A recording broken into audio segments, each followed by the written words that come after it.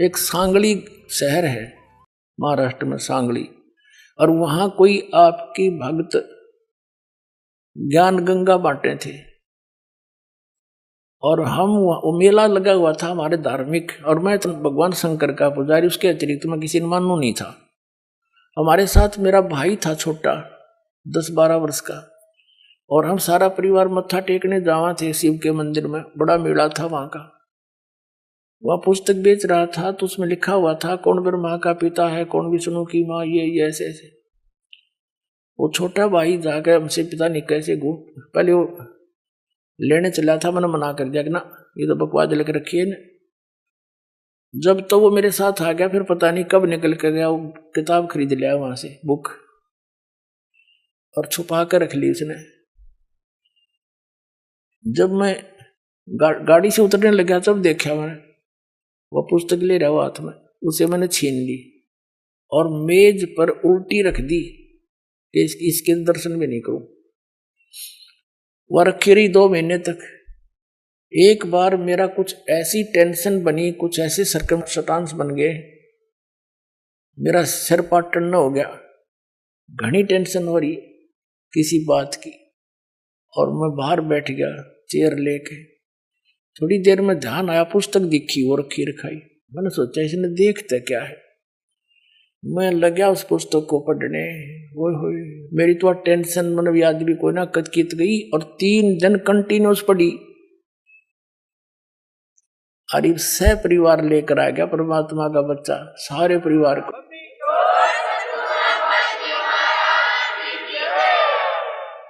तो ये एक किस्म का परमाणु बन गया ये पुस्तक परमात्मा के ज्ञान की। अब वो उससे फिर रिश्तेदार में जाती है, वहां से ले गया सैकड़ों पुस्तक, सबको दूंगा एक एक, और प्यार से पढ़ाऊंगा, अपने कसम खाऊंगा, बताऊंगा सच्चाई क्या है। मेरे जैसे भ्रमित है सारे। तो पुण्यात्माओं, आप सबका दायित्व बनता है यो कि अपने भूला न राह बतावे। और पहले जब बताना, जब आपका विश्वास हो जाए कि दास सच्ची कह रहा है, ना भूल के भी इसका जिक्र ना करना जब तक आपका विश्वास ना हो। और विश्वास तो दास करा के छोड़ देगा। कोई बालका का लेख है, भगवान के बताया हुआ ज्ञान, इसमें इतनी भी मेन मेख नहीं पा सकती, और ये स्वीकार करना पड़ेगा, एक दिन आएगा। तारा मंडल बैठ कर ये चांद बड़ाई खावे, उदय भया जब सूरज का स्यों तारों छुप जावे।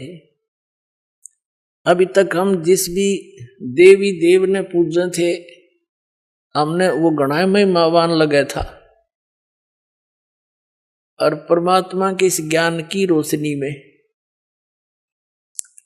अब ये सभी ज्ञान ऐसे छुप जाएंगे, ऐसे निष्क्रिय हो जाएंगे, निरस्त हो जाएंगे, जैसे रात्रि के समय तारा मंडल के अंदर आकाश में चंद्रमा सुशोभित होता है और सबसे ज्यादा प्रकाश युक्त नजर आता है। जब सूर्य उदय हो जाता है, वो रहता विद्यमान है पर उसका अस्तित्व नहीं रहता, हमारे लिए उसकी आवश्यकता नहीं रहती उस समय। तो अब ये सूर्य का उदय हो रहा है। अभी तो ये समझ लो वो देसी भाषा में झोल बोला सा ही है, यानी थोड़ा सा वो सूर्य उदय होने से थोड़ा सा पहले रोशनी होती है। अभी तो इतना ही होया है यो।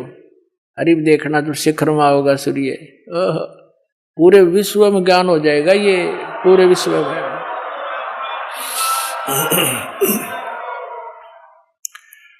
तो परमात्मा क्या बताना चाहते हैं कि आप यहाँ के वासी नहीं हो, आप सतलोक में रहा करते, वहां सारे सुख थे, और अपने पैर पर आप कुहाड़ा मार लिया।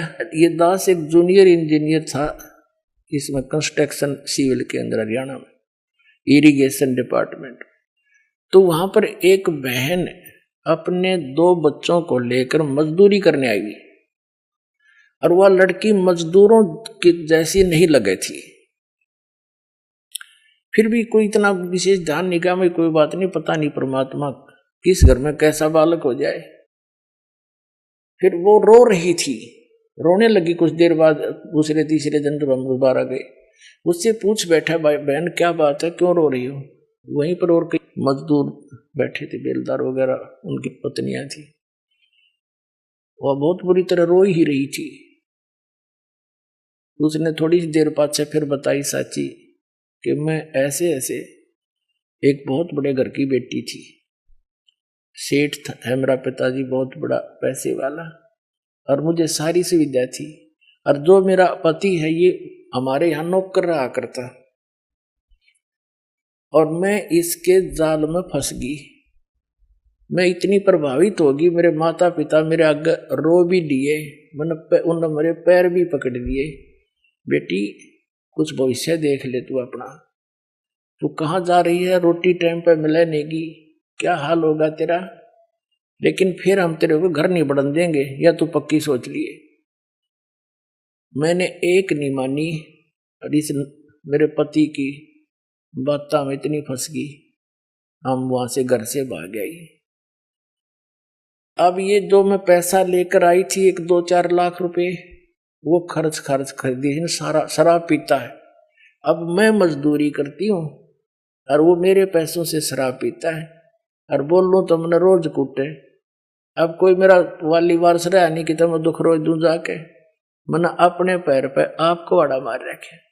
तो पुण्यात्माओं, आज आपकी वो दशा है, आप उस समर्थ ने छोड़ के इस कंगाल के साथ आ गए, और यहाँ हर एक चीज का टोटा, समय पर टूक नहीं, वर्षा हो जा 2 दाने हो जा, ना भूखे मर जा, अकाल गिर जा। उस समर्थ को, उस स्थान को छोड़कर आप यहाँ भिखारी बन गए, और वहां सदा व्रत था, यहाँ टाइम पर टूक नहीं मिल रहा। 90% व्यक्ति दुखी है, यहाँ 90% हैंड टू माउथ है, और कम से कम विश्व के 20-30 बल्कि 40% आदमी मांस खा के गुजारा कर रहे, मछली कोई खाने नहीं, ये खाने की चीज है, नरे पाप कमाने। तो कहने का भाव ये है पुण्यात्माओं, हम गलत स्थान पाएंगे, या वह वस्तु है ही नहीं जो हमने, जिसकी हमें आवश्यकता है, अति आवश्यकता है। किस किस चीज की आवश्यकता है? तो मृत्यु नहीं होनी चाहिए। अगर हमारी मृत्यु ना हो, हम फिर भी से ढीठ हो रहे हैं, कोई दिक्कत नहीं, तो हाथ भी कट जाए, पाँव भी कट जाए, मृत्यु ना होनी चाहिए। अरिया भी कंपलसरी। दूसरा, बुढ़ापा नहीं होना चाहिए, कोई वृद्ध होना पसंद नहीं करता, सारे होंगे। फिर आप देख रहे हो यहाँ सारी सुविधा चाहिए, बड़ी कोठी, सबकी इच्छा है बड़ी कोठी हो, कार हो, पार्क हो, डली हो, सरोवर हो स्नान करने। तो ये सुविधाएं आप यहाँ खोज रहे हो, जहां 7 जन्म भी 100 असंख्य जन्म नहीं पा सकती आपको। ये सतलोक में है, आपकी ज्यों की त्यों रखी है, वहां आपका सारा सामान सुरक्षित है। लेकिन आपकी बुद्धि कद सेट होएगी जिस दिन आपकी बुद्धि यहां से इस ज्ञान से हटेगी। ये ना सोचना दास को एक लोक वेद दंत कथा सुना रहा है, या किसी डूम बाट की गाई हुई कथा सुना रहा है। ये तो वो वचन सुना रहा है जो परमात्मा ने स्वयं अपने घर का भेद दिया करके, और जिन महापुरुषों को साथ ले गए फिर वापस छोड़ा, उन्होंने इसलिए छोड़ा था कि ये मेरे गवाह बन जाए, फिर बाद में मेरे बच्चों को गवाही दे जाए कि सचमुच कबीर इज गॉड, कबीर परमात्मा है, और सतलोक में ये सारे सुख हैं।